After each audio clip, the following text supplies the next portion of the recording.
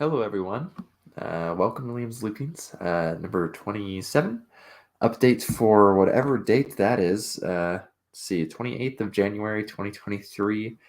This is going to be my weekly update, of course, just where I talk about what I have read in the past week, a little bit about my writing, and if I got any books. In this case, I did get some books, so some books I got as well.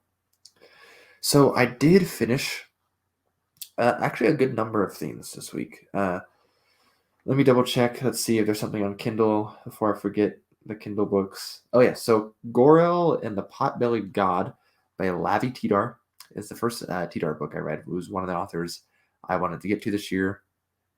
I think he's the first on that list I got to. But this was really good. It's Guns and Sorcery. This was actually recommended to me by Raph. You can get a hardcover version of it. It seems really rare. I found them for over $100 with no actual pictures for that matter either. It's just a stock image. Um, I think there's an audiobook as well. I have no clue how to get access to it.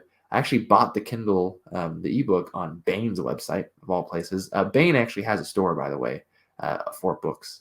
So it's something good to know about. And Bain is probably my favorite publisher. Not even that I read an excessive amount of their books, just like I like the company. So uh, I'm biased, obviously, but hence opinion. Anyways, so Gorel and the Potbelly God was a novella. It'd probably be about 80 pages if I were to guess, in a hardcover, and it's really stinking good. It seems like pretty inspired by Howard and like C.L. Moore, maybe even some Clark Ashton Smith, but it's got guns instead of swords, and so in that sense, it's also kind of like Trigun, the manga or anime, and it's very fun. I really liked it. It has a heavy emphasis on drugs and sex, which isn't like too far fetched. And something I actually like the aspect of drugs. I think drugs are under explored in fantasy fiction or just in fiction in general. Maybe you'll get it more in sci-fi than in fantasy, but um, sex is something. It is a little explicit, maybe a little bit for my taste. But something like Far from the Great Master explores sex a lot as well, and which it does get more erotic and explicit in like the last two books, but for the first five, it's still very much about sex as well, which can be done well. I think it is not something I normally like because I think most authors don't do a very good job. Here, it's fine. I think I didn't really enjoy the sexual parts of it, but it wasn't bad. I really enjoyed the story overall, actually, especially the last part. So that was fun. Sorry, I'm a little stuffed up. And then I just finished, actually, shortly before filming this, The Long Ships by Franz G. Bengston. I think that's how you say his name. He's Swedish. This is translated by Michael Meyer. I want to say it has a great introduction by Michael Chabone. That's how you say his name. He's one of the other authors I want to read this year. I don't have any books by him yet, but I'm thinking Gentleman of the Road, which is rather short. This is freaking great, to be honest. It's also called Red Orm, or I think Red Orm's Saga would be a good name for it. It is very much a modern saga. I know sometimes it's been published in like 2 volumes. It's done in 4 parts. It is awesome. This is right around the 1080. It goes from England to like Asturia and Andalusia, and Viking Rus and Denmark and what's the word, Svania, and it's really cool. Honestly, you get to see this cool mix of like the Norse pagan religion and Christianity and Islam. Isn't just seen as this terrible like caricature thing. Same, but there's even a Jewish character, which is really well done, especially since this was written in the middle of World War II. So this is cool. This is really awesome. I recommend it. I heard about this from my dad. Actually, he bought me this copy. So, Dad, if you have any more books you want me to read, then send me copies. No, but I'm just joking. I'm just poor. Anyways, and then I heard about it from my dad first, and he talked a lot about it. He really liked it, and so I bought me the copy. And then I heard about it from Raph afterwards, and then a couple people on the Whetstone Tavern Discord mentioned it all after my dad had mentioned it. And I was like, I've never heard about this book once until my dad mentioned it. And then I heard about it several times afterwards. So really highly recommend. Really good. I think a lot of people who watch my channel would probably enjoy this. Probably not everyone, of course, but I think a lot of you would. And then I also finished. I think I was almost done last week, but specifically Ilment and Lankmar, whatever. The novella in this Swords and Deviltry. There's other books that it's in as well. So finish this. It's freaking great. Amazing, actually. I would go so far to say it's so good. It's so good. The Ilmet and Lankmar is what made me fall in love with Fritz Leiber. Because I like the first two stories in this one, but this one only has 3 stories, so they're rather long compared to most stories. Fafhrd the Green Mouser. This last one, Ilmet and Lankmar, is so stinking good. Honestly, I can't say enough. I finished Iliad, Fagel's translation, which I've read before. So I don't have much to say. Besides, it's nice to get reminded about what it's about, essentially. And then Robert E. Howard's birthday was Sunday. And then Monday was, what's that guy's name? Miller Jr.? Walter M. Miller Jr. Is that his name? He's the guy who wrote Canticle for Leibowitz, which I actually wasn't like the biggest fan of, but I did enjoy it. I know a lot of people really like it. But I finished Cole, The Exile of Atlantis. The last bits of it, the ones of note, of course, are Swords of the Purple Kingdom and Kings of Night. There's some poetry, and there's miscellany in the back, too. Really fun. I'm glad to finally be through it so that I can get back to Conan. I don't know. I like Cole. He's cool. In some ways, it's not as powerful, I feel like, as Conan. But one thing I do like, in fact, is Cole's a good guy. Conan is a little more iffy sometimes, but Cole's a really good guy, and I like Cole. I like him a lot, actually, and he reminds me of some of the characters I like to write. So I'll just put it that way. So I finally finished this, though. Very exciting. And then books I'm in the middle of. I read a little bit of the Canterbury Tales again this week. I'm just about to get into more of it, maybe even tonight. So I didn't read that much. It's good as always. I can't even remember which tale I read. Whichever. Was it the Squire's Tale?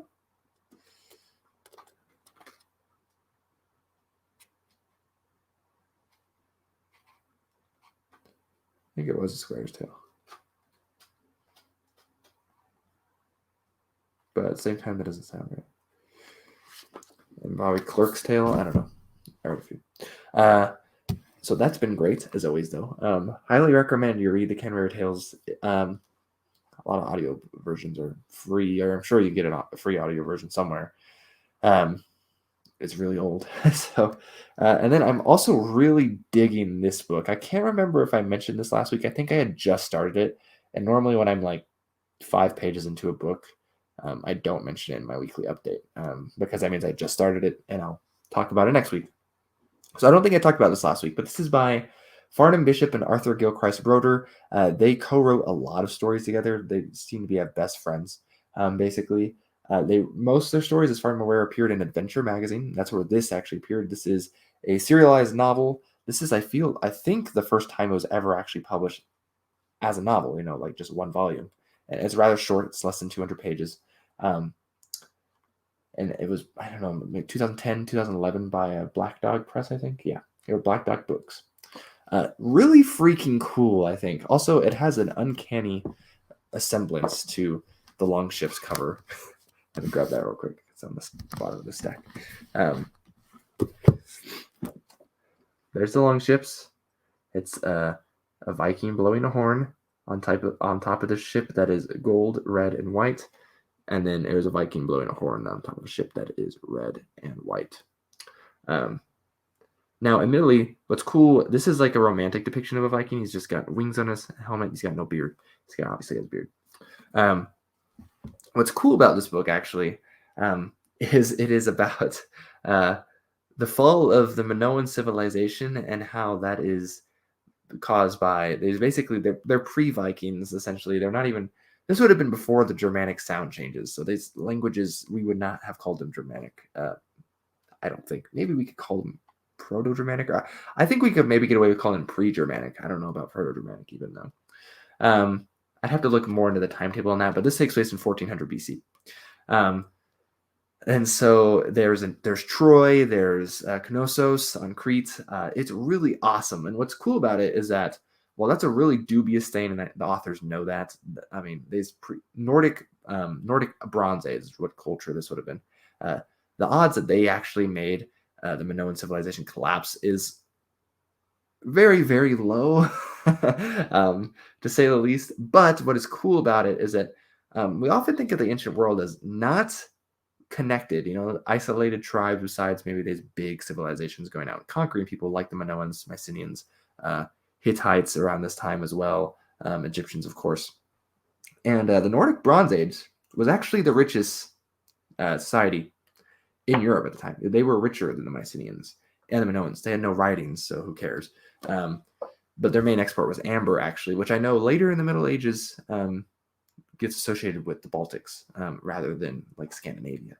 And they got most of their metal from Mycenae, though. But they didn't just import weapons; they imported the metal and they made their own weapons up in the Nordic Bronze Age culture. So that's really cool, honestly. And it's cool that they brought this guy Ragnar, and it's also cool that they worship Tyr, which makes sense because Tyr's name. I'll mention this in my review, which will come out probably months from now. But Tyr's name, the god Tyr, his name means God. That's literally all it means. It's just God. And so that we can kind of guess that his cult was more important at some point. And by the time we get the Vikings, or mostly just Germanic peoples in general who have a version of Tyr, his cult had obviously fallen a little bit by the wayside compared to Freyr, and especially like Odin. And so, but this is way before that, right? And so the main god they worship is Tyr, which is kind of cool, and it kind of makes sense, in that sense. So I'm really digging that story. It's very romantic in a sense, but it's really good. It's really entertaining. And I've never read anything actually by Bishop, but I've read some of Broder's stuff just by him. He is a philologist, actually. His famous academic work is The Art of Beowulf, which is a direct response to Tolkien's The Monsters and Critics. And it mentions Tolkien in that introduction. It's a positive response, saying, I agree with you, Tolkien. Let's talk about the art of Beowulf rather than the history you can get from it, which kind of is the last book I'm reading here. But I've read some of his Fadit and Sericamon stories I've mentioned in the weekly updates in the past. It's been a couple months since I've read one, sadly. I really enjoy those. I just haven't had much time for short stories recently. So, but yeah, I really like Broder, and Bishop's good too, seemingly. So, and then the last book I read is nonfiction. This is Woodstith, a study in Old English heroic legend. There are 2 heroic poems that are longer, I guess, in Old English, and that is Beowulf, of course, and there's Woodstith, which is kind of like a list of heroes, essentially, and it's really cool. And I'm 123 pages in. I'm almost done with this chapter 3. So I think R.W. Chambers, who wrote it, I need to double check, but I think he might have been one of the guys called out by Tolkien, like expressly in Monsters and Critics. This is a great study, and sadly, as far as I'm aware, this is the most up-to-date study of Woodstith, and this came out in like 1910 or like 1908 or 11 or something like that. That's ancient by academic standards, and it's sad. Oh my goodness, man, philology, how far you have fallen. Anyways, I'm making this longer than I want, so the books real quick that I got. I mentioned last week I wanted to make a Viking video recommending some Viking books. I don't want to spoil that list right now. I'm going to have 7 books, but I need to finish In the Grip of the Minotaur, and I need to read this because I want the list to be rather eclectic in a sense, and I'll explain how they are Viking books. And a lot of them aren't going to be very popular because that's what I do on my channel. But Guy Gavriel is another author I really want to read this year, and I decided the first book I'm going to read is The Last Light of the Sun. I know some people don't recommend starting here, but I like Vikings, so this is essentially a retelling of King Alfred the Great's story, though. I know they are not technically historical fiction. Like, it's not King Alfred, it's like Aldred or something like that, but it's essentially the same story. I'm interested to see Kay's take on it. I hear good things about Kay, so I am really looking forward to it. It's a little longer because it's funny because I finished like 4 or 5 books this week, but I think it'll be probably a month, if not more, until that Viking video comes out. So my video for Wednesday will probably be another fantasy essay because I think I'll probably read another one by a library, but we'll see. So, yeah. And so then I'm really looking forward to reading that.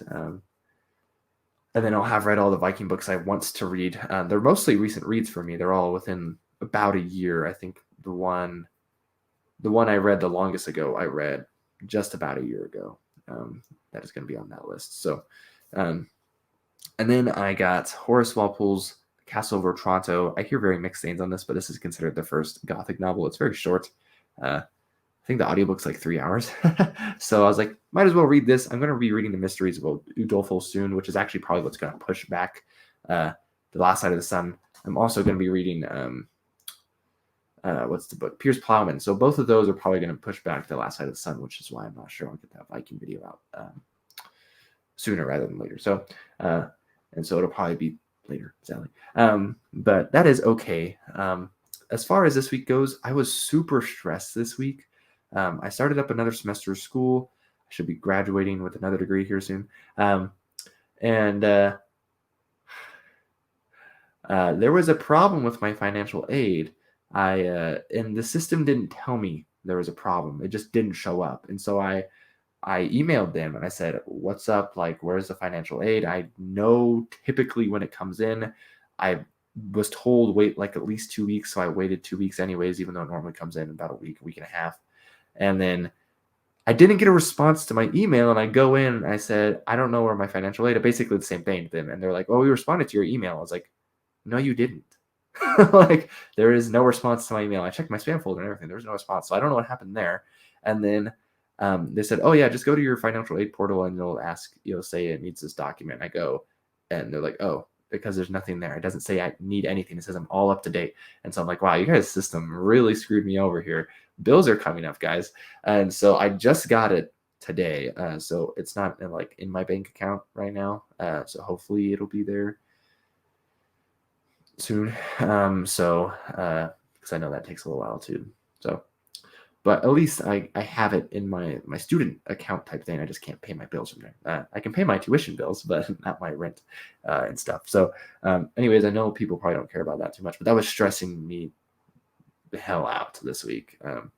So because I had to quit one of my other jobs. I'm still working, but I had to quit one of my jobs because it didn't work with my schedule. I'm a humanities major, which is a really small department. And so I only have one class, right? It's like, oh yeah, I have to take 370 or whatever it is, you know what I mean? And like, there's only one option for that semester and it's, 945 or something, right? And I don't have another option like with these other bigger majors where you can take it, you have a choice, between 5 or 6 or 10 or 2 or 3 at least, or something like that. So I don't get that choice. So I couldn't work my other job. I would have had to have left early literally every day and they're not okay with that. So sadly. But hopefully I'll be getting a good job here soon. I was hoping actually to have some money I know some people don't care, so I'm sorry, but I'll talk about my writing in just a second. I was hoping to have some money in January, actually. I did an internship, okay? And it was a good experience. It was just in some ways not exactly what I wanted in some ways. And that's a whole another thing I'm not going to talk about because it'd be inappropriate. But overall, it was a good experience. I'm very grateful for it. Getting at least a step into the industry was really cool. But one of the things I was told is that do this work, I'll pay you royalties for that work once it goes up. And so I was like, okay, well, I started in September. If that work goes up in September, I would get my first paycheck, I think in January. That's when it would have started, right? Based off how their system works, essentially. And so I'd get my first paycheck for the royalties for the work I was doing, but they haven't put any of that up. And technically, I never got the contract, which is part of the thing that I'm not going to mention. But and so I was hoping, when I got that job, I was like, okay, I'm not making any other money otherwise. Like I'm an intern, they're often not paid. And so, but I was like, oh, I almost certainly have to quit this other job in January. So it'll be nice to have this small other paycheck for royalties or whatever, starting in January. And it hasn't happened yet. You know what I mean? So even as of right now, I still, even if they would come to me right now, like I wouldn't be getting royalties until who knows when. So yeah. Anyways, it's whatever. But it's a little disappointing in some ways. But anyways, as well as that, I did finish a story. I think I started it this week. I wrote it pretty quickly. It kind of came out rather short. It's sitting at like 204 or 2,495 words right now. I'm thinking I'll submit it to Whetstone Sword and Sorcery, the amateur magazine, for that, which limit is 2,500 words. I'm literally just a couple under that. I have gone through and edited it twice, so it probably won't shift that much. I'll have to keep it under 2,500 at least, anyways. I get so I second guess my writing all the time, and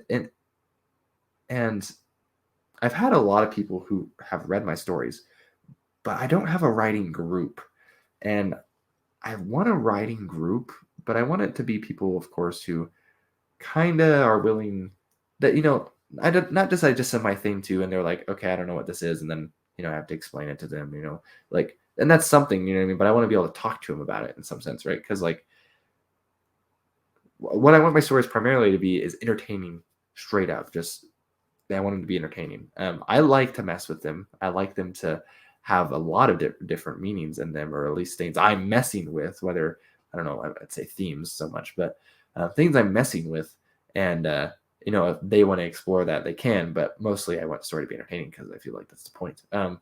And so but the people who constantly hear my stories are my dad and my wife, and they're not going to give me the best feedback regardless. So I don't have anyone that consistently gives me feedback. I've had, people who have read some stories, and some of you might be watching this, so thank you for that. I appreciate it very much. But I don't have like a consistent thing. So it's kind of like how I feel a lot of times with like my own studies, and I mentioned this in an assignment I was doing earlier, actually. Is that a lot of the stuff I study, I don't do it in class. I just study it on my own because I don't have the chance to take classes like it, either because my school doesn't offer it, I don't have the time or something.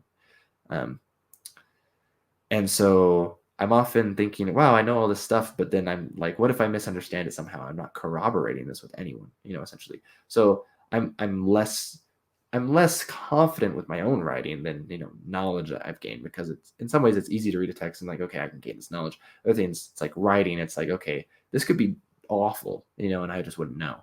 I feel like I've read enough to know that they're not awful, but in some cases I don't want someone to come and like, yeah, this is terrible, because sometimes when I write stories, it's very more traditional in some sense, but other times, like especially the story I wrote this week is my character Arian.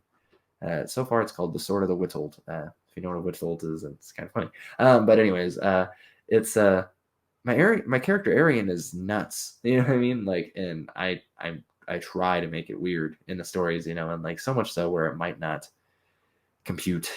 Might seem just like the story might seem just be like a huge non sequitur. You know what I mean? And that's not what I want. You know what I mean? So it's hard to get out of my own head, essentially. And so I don't have like great feedback, so to speak. In fact, no one's heard this story so far. I'm going to read it to my wife after I'm done recording this. But anyways, I'm rambling too much now. But it is what it is. I was watching a cool thing. I need to stop. Okay. Anyways, I'll make this really quick. I was watching Jimmy's Chatting with Nuts, I think, with Philip Chase just earlier, and they were talking about writing. And they were talking about how Philip, he said he was going for like a more visceral thing. He doesn't want to glorify combat, which I thought was very interesting, because in some ways I don't expect that from Philip, but that's something I've seen with writing before. I look at David Whiteley. Hi, David, if you're watching this, and I read his stuff and I'm like, wow, I don't expect that. But most of the time it's because I read someone's writing and then I get to know the person. In this case, I knew Philip first, in a sense, before I ever read any of his writing. I haven't read any of his writing still, but his books aren't out yet. But it's interesting to me that like visceral, it's like it makes sense. It's a very modern fantasy trend, whether it's grimdark or something that is affected by grimdark, whatever you want to. I'm not going to talk about grimdark, but visceral fighting, combat, action is very much a thing these days, and I don't write that like much. I think my first story I ever finished well, not ever, but like recently. So like the end of 2021. So it's been a little while. That was probably the most visceral I ever wrote, and that's still not like I very much my action is very swift. It's swashbuckling because I don't like to write it. I want it to. I I definitely am using it. I don't want it to like. It's interesting to me because like, and I'm not going to say this is what Philip was saying, but based off what Philip was saying, it came off to me like there's only two options. You can either glorify war and like death and combat, or you can be realistic with it. And I'm not saying this is what he was saying at all. That's just kind of what it like came off as. And so, and I don't know, I don't agree with that. And Philip easily could not agree with me either, or that either. But and because like I don't know, I play with a lot of things, or at least in my head when I'm thinking these characters are killing things. Um, One, they're often not killing other humans, to be completely honest, right? They're killing monsters. In a lot of cases, they are killing other humans, or they're not killing other humans, right? Depending on the story. So it's up to you in some sense. Man, I don't know. I'm just thinking. Sorry, the story I just wrote has this trippy ending. I hope works, but I don't know if it does. So I'm just, it's not super trippy. I don't know. If someone wants to read it, let me know. But yikes, I'm still rambling. I need to think more about this visceral thing because I don't like visceral so much. Life is already too visceral, in my opinion. I don't have a huge problem reading visceral stuff, but I'm not a huge fan of that either. But life is already too visceral. I don't want to. I don't even like writing so much swift swashbuckling action. I think it's more fun in some sense. I think it keeps the story entertaining and light. But I don't think it's glorifying anything.